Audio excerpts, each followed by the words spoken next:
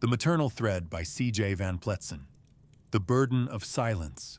But even as the Legion gave him new names, his true silence deepened. It did not arrive all at once, like the stamp of a title or a stripe sewn crooked by a bored quartermaster. It came like a tide, slow and insistent, flooding the chambers of his chest until words found no foothold there. Men spoke around him, laughed, cursed, gossiped, measured one another for weakness the way field surgeons measured bones. Yet Zuriel felt language becoming air, present, necessary, and finally invisible. He answered when he had to. He ordered when the map or the sky required it. Otherwise, he let quiet do what it did best: reveal. In that quiet, he began to see shadows where none should be. At first, they lived at the edge of things, the seam where night stitched itself to horizon, the corners of barracks where spider silk kept inventory of flies, the undersides of trucks whose frames rattled like rib cages. Then the shadows moved nearer. They clung to him like a second cloak. He'd lift his canteen, and in the small oval of rippling water, a reflection would look back with eyes a fraction too patient to be his. He'd polish his bayonet by lamplight, and catch a face behind his own, the same bones, but older or younger or simply other, as if a different choice made in some different winter had continued without him and now stood at his shoulder, curious. Fatigue, he told himself. The desert knives sleep into slivers. Men live on slivers too long, and the mind drifts like a dune.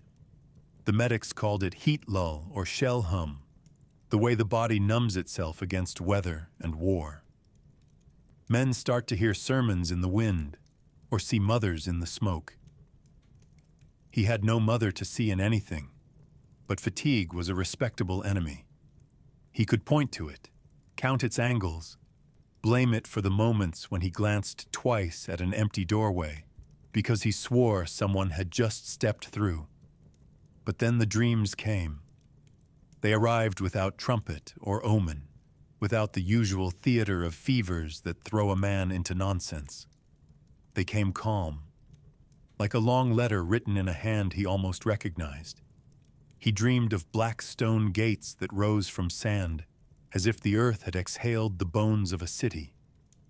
The stones did not swallow light. They kept it. Light gathered on them like dew, and slid down in slow sheets, and pooled at the threshold where footprints led inward and vanished. Winds howled from realms unseen, not merely across the ears, but through them, as if the skull were a reed and the soul its music. Voices spoke his name, not the one sewn to his coat, not the one the Legion shouted when they wanted him to do impossible things, his true name, which he had never told anyone because he himself had never dared to hold it too long. They spoke it without disdain.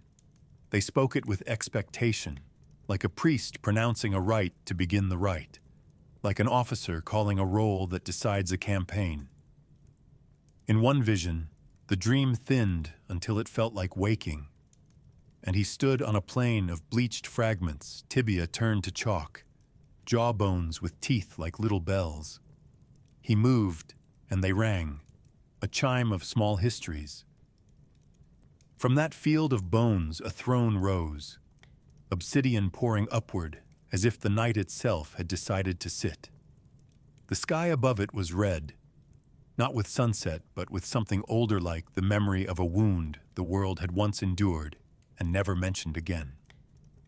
The throne was empty, but alive with presence, the way a chair is shaped by the habit of the one who uses it, or a book by the hands that love it. On the wind, words moved like fire. You are not forgotten. He woke with sweat frozen on his skin, the desert night so cold it broke the edges of his breath. His heart pounded not with fear, but with certainty, as if the body had finally caught the step of a song it had been hearing for years. He lay under the coarse Legion blanket and listened to the camp, A cough 2 tenths down, boots settling, the iron-boned cluck of a trickle chain on the water barrel. A man whispering a prayer in a language Zuriel could not name, but understood by shape. The silence between those sounds felt thicker than canvas. It pressed around him like a sacrament. Ghosts had followed him, yes, but not to haunt, to herald. After that, the daylight hours rearranged themselves. He still rose before the bugle. He still made the rounds with that unsleeping steadiness men called ghost work when they thought he had wandered out of earshot. He still ate what was put in front of him, and drank what was measured to him, and shouldered what was handed to him. But beneath each movement, a second narrative walked. The gate stood somewhere just past the horizon of every glance. The empty throne hummed at the center of every map he unfolded, as if strategy drafted itself around an absence. On patrol, the desert felt braided sand, and time and some third filament weaving through both, tightening and loosening according to rhythms he had not yet learned, but could feel in his bones.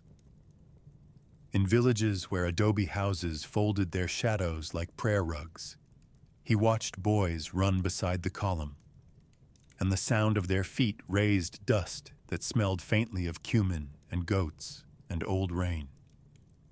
In the next moment, he would hear another sound threaded through the first, the hush of centuries, the Roman tread, the call of caravans, the hush-hush of monks copying scripture in cells cooled by clay jars. Not memories precisely, strata, as if the present were a thin crust spread over a deeper bread. He stood alone whenever he could. At the edge of a wadi that choked with tamarisk and sycamore, he watched dragonflies write brief blue alphabets over still water. He coaxed a ripple with one knuckle, and the mirror shook. In it, another man tilted his head at the same angle, though the scars were not quite where Zuriel remembered leaving them. He set the water still again. Nothing moved, save the dragonflies, which did not care which man stood above them so long as the heat held. If this is madness, it is deliberate, he thought. If it is grace, it is not the kind sung to children. At dusk, when the muezzin's call rose thin and beautiful from a distant village, bending through the dry air like wire gone soft in a craftsman's hands, Zuriel felt a kinship he did not know how to confess to any priest of his childhood. The call was a command and a comfort and a key. Men turned toward it. He did not. Yet the sound turned toward him. He felt it strike the black gate like a palm upon a drum. In answer, the gate gave nothing. Gates are not answers. They are invitations. He began to test the silence, the way a locksmith tests tumblers with the gentlest of pressures. In the trenches near Verdun, silence meant death because sound drew fire, and fire drew graves. In the desert, silence meant shelter because words wasted water, and water was all men had between them and obliteration. But this new silence was different.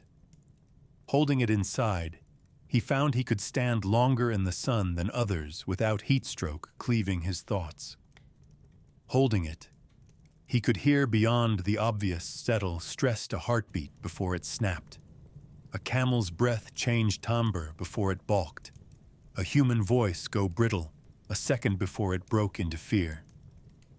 He used it as he used his marksmanship, his maps, his patience. Not a magic, a craft. And all crafts are learned in silence first. The Legion noticed, though they pretended not to. Officers preferred their ghosts to wear uniforms and obey.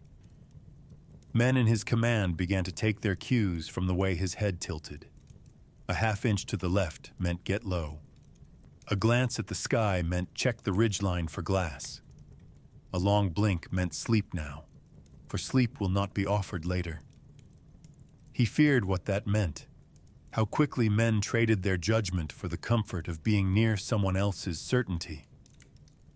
Yet he also knew the other cost. In this country, hesitation equaled graves. He took their trust like a knife, not to brandish, but to keep sharp, and always, always facing himself. Still, the dreams persisted. Not nightly, they were too careful for that. They arrived on the edge of exhaustion, when the body, temporarily unpoliced by discipline, opened a small gate of its own. Sometimes the gate of stone rose from salt flats so bright his eyes watered. Sometimes it grew out of a mountain's shadow, the way stalagmites rise from drip and time. He would walk toward it, already knowing he could not reach it, and in the impossibility found the clearest truth of all. Certain distances are not meant to be crossed, but carried. And always there was the throne, empty and inhabited. Once the red sky tore like cloth, and a flock of black birds spilled out and circled the throne in widening rings, their wings carving script into the air. He could not read it, yet he could. Meaning kept its own promises under the skin. Another time a woman stood beside the throne with her face veiled, her hands ungloved. She was not his mother. He would not insult her with that projection. She was older than any mother, younger than any bride. When she spoke, the words had the weight of mountains and the intimacy of a palm on a fevered brow. You are not forgotten. She did not say what for. He woke before he could ask. Perhaps he would not have asked. He had learned in war that the first question men ask is rarely the one they need answered. Days layered themselves into a palimpsest. Orders came. He obeyed. Raids succeeded with the terrible neatness that makes some officers proud and some men quietly sick. Whenever victory tasted like ash, he remembered that the wind spoke his name with expectation. Expectation implies future. He was not done. He could not be. The vow in him, they will know who I am. They will remember ... did not grow louder. It grew deeper, the way a river buries itself to go farther. On an evening of heat-thinned twilight, a sandstorm stumbled toward camp. The world narrowed to a few yards. Grains struck his face like thrown rice at a wedding old custom, inverted into cruelty. He wrapped his scarf, lowered his head, and walked. The storm made everything anonymous. Men tense, the standard that usually knocked against its pole like a slow drum. In that anonymity, the silence inside reached a clarity he had not yet felt. The gate was not in the storm. It was the storm. The throne was not in the sky. It was the absence the sky wrapped itself around. You are not forgotten, the wind said, without voice. By whom, he thought, not demanding, merely aligning. The storm thinned.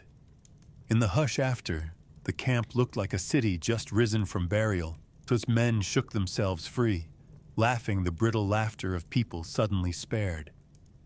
The flag resumed its small argument with the pole.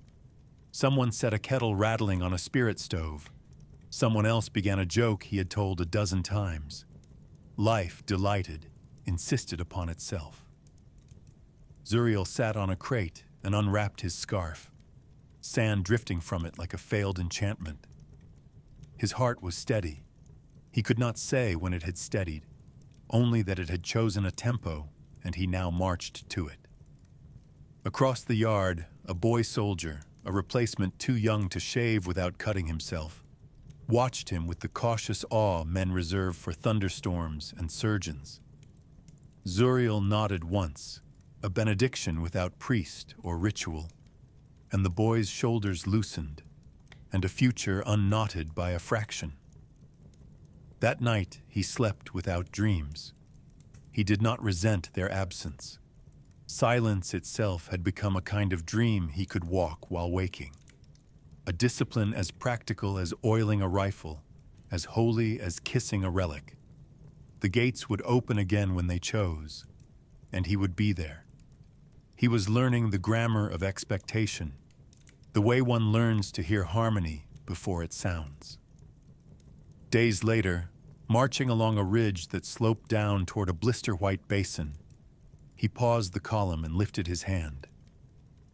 He could not have said exactly why. No movement pricked the horizon. No light betrayed glass.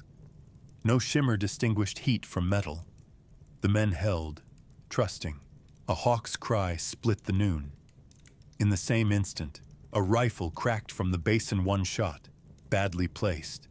It struck rock and spat. The ambush, frightened into daylight by its own impatience, ruined itself. It took Zuriel less than a minute to arrange the counter-movement that spared his men and ended the shooter's courage. When it was over, one of his sergeants stared at him as if he had pulled information from the air. Perhaps he had. The air was generous with those who listened. "Luck," someone muttered. He let them have the word. Men need names for what keeps them alive. Beneath the chatter, the old vow glowed like coals banked for a winter. He did not feed it because it no longer asked to be fed. It asked to be fulfilled. Not with monuments or headlines. Those were paper currencies that burned quickly, but with shape. With destiny taking on edges the hand could grasp and the world could not ignore. He cleaned his rifle that night as the stars came like cold nails through canvas. He thought of the throne and the field of bones and the voice that had no throat and yet warmed the hollows of his chest. He thought of the march tomorrow and the ridge beyond that and the assignment after and the war waiting north like a beast impressed by its own size. He thought of names given, taken, hidden, and how a man, if he lives long enough in the furnace, becomes the alloy of all three. He whispered nothing to no one. That too was a kind of prayer. When sleep finally came, he did not seek the gates. He let them seek him. And when they opened quiet as eyelids, vast as judgment, he stepped forward with the terrible calm of a man not haunted at all, but announced. The school in Silesia, when the orders came, they bore no glory. No return to the front. No theater where medals were minted in mud and ash. Instead, they shifted him inland to Silesia, to a place where the empire sent its unwanted and its wounded, its dissonant notes in a symphony already faltering. It was a backwater, little more than a school built from quarried stone crouching against the cold. The walls sweated damp in spring and held frost like a coffin in winter. Smoke coiled from its chimneys, reluctant and thin, as if even fire begrudged the place its warmth. The corridors smelled of chalk, wet wool, and old wood smoke. Blackboards wore ghostly sentences long erased, half legible like epitaphs for lessons no one remembered. Teachers passed him with clipped words and eyes that held him at distance, not hatred, not even mistrust, but recognition of something outside their syllabus. Pupils whispered names behind their hands, bastard, ghost, Prussian, but the syllables slid off him like rain off slate. None of it mattered. He had lived too long with harsher titles. Daylight was monotony books, drills, recitations that blurred into each other like repeating liturgy. But night was different. Night was when the building revealed itself. When the lamps were snuffed and dormitories surrendered to the thin hush of sleep, the school stirred. Shadows lengthened in ways geometry could not explain, stretching down corridors as if reaching toward him. Footsteps echoed along flagstones where no one walked. Doors whispered on hinges though no wind passed. And through the plaster walls, faint voices seeped, sibilant, broken, chanting syllables too old to belong to the German tongue. Zuriel did not recoil. He listened. He always listened. The visions came stronger in that place than anywhere before. The walls of Silesia had a memory. They lent it to him. In the hours before dawn, he saw rivers swelling red, their waters thick as poured iron, choking fields where harvests once grew. He saw towers collapse in sudden fire, their stones tumbling like dice cast across the world. He saw armies, endless as dunes, marching beneath banners of thorns that scraped the sky. Each vision carved him deeper, as if chiseling him into something yet unnamed. And in every vision, he saw himself not clad in uniform, nor chained to any flag. He stood among the falling towers, among the bloody rivers and thorn-bound armies, not as a soldier, but as something other. A witness, a judge, perhaps even a weapon. The role was undefined, but the presence was unmistakable. Always, at the edge of his vision, the faceless figure lingered. It stood beyond clarity, cloaked in shifting veils, neither man nor woman, neither friend nor foe. Expectation given form. It did not move. It waited. He began to walk the halls long after curfew, his boots muffled by frost that crept between flagstones. He traced his hand along the stone, and it thrummed faintly, like the walls themselves were remembering. He did not sleep much. Sleep was no refuge. Dreams came whether his eyes were closed or open. He wondered sometimes if he was unraveling. Madness was an explanation clean, familiar. Many men had cracked under less, but when he tried to fit madness to what he experienced, the shape would not hold. Madness howls, madness babbles. What came to him was ordered, purposeful, patient. The silence that had followed him all his life, the silence that had become both shield and burden, was not emptiness. It was preparation. He began to understand that silence was not the absence of voice, but the waiting for one. The Courtyard of Fire. Snow fell thick the night the ghosts departed. The flakes came heavy, smothering sound. A white shroud pulled across the earth. Zuriel slipped from the dormitory and walked into the courtyard, the frost groaning under each step.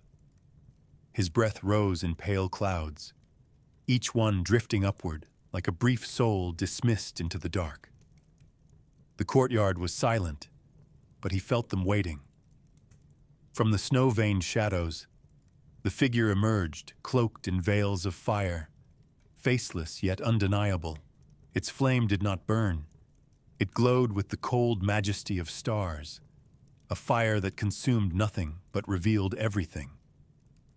Behind it, ranks of shadows stretched into the storm. They stood like an army awaiting command, silent, watchful, infinite. Zuriel's hands trembled, though he clenched them. His lips parted, and the question came raw, stripped of pride. Why me? The sound hung in the air, his breath curling away into the storm. The figure tilted its head. Though it bore no mouth, no eyes, he felt its gaze strip him bare. And then, inside his bones, the answer thundered, not with noise but with resonance, like a string plucked within his marrow. Because silence is the truest vessel. He staggered beneath the weight of it. All the years of orphan whispers, of unspeaking, of listening while others filled the air with careless sound. It had not been absence. It had been preparation. A chalice is made holy not by its ornament, but by its emptiness. He was empty, and emptiness is what can be filled. Then they dissolved, not into nothing, but into him. The faceless figure unraveled into pale threads of flame, spiraling upward like incense before bending downward and sinking into his chest. The ranks of shadows followed, dissolving like smoke into air. Yet every wisp found its way into him. He felt himself becoming vast and small all at once, his ribs straining with the enormity of their weight, his heart a chamber echoing with countless voices. He gasped, clutching his chest, not in pain, but in a fullness that made pain irrelevant. The voices murmured, some like prayers, some like warnings, some like the memory of battles long buried. His blood ran colder and hotter at once. It was not abandonment. It was inheritance. The ghosts had not departed away from him. They had departed into him. Snow thickened, swallowing the courtyard, but he no longer felt the cold. Fire lived beneath his skin now, coiled and eternal. His breath came steady, measured. He stood alone in the courtyard, but not alone. Never again alone. From that night forward, he carried them all their grief, their witness, their memory. He bore them like a mantle, like armor, like a crown hidden beneath the ordinary skull of a forgotten soldier. Their silence was his silence, and his silence was no longer empty. It was filled with a multitude. He turned back toward the dormitory, each step leaving not just a footprint, but an impression deeper than snow, a mark upon the earth itself. And in the hollow of his chest, the faceless figure still waited, faceless yet certain. Expectation had not ended. It had merely taken residence,